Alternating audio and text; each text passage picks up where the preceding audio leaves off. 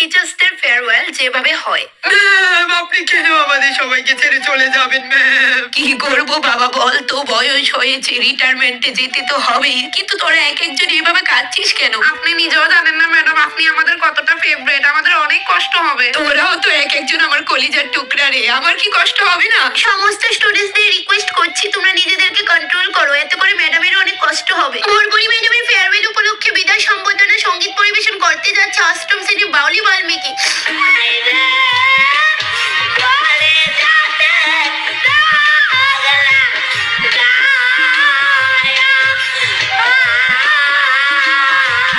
আমি পারছি না, ওকে থামাও প্লিজ। বরবরি ম্যাডামের জন্য সমস্ত স্টুডেন্টসদের চোখ দিয়ে অশ্রু প্রবাহিত হচ্ছে, আর এই জল মিথ্যে নয়। সত্যি বলতে আমি কোনোদিনও ভাবিনি এই বিদ্যালয়ের সাথে আমি এইভাবে জড়িয়ে যাব। বরবরি ম্যাডামের অবদান এই স্কুলে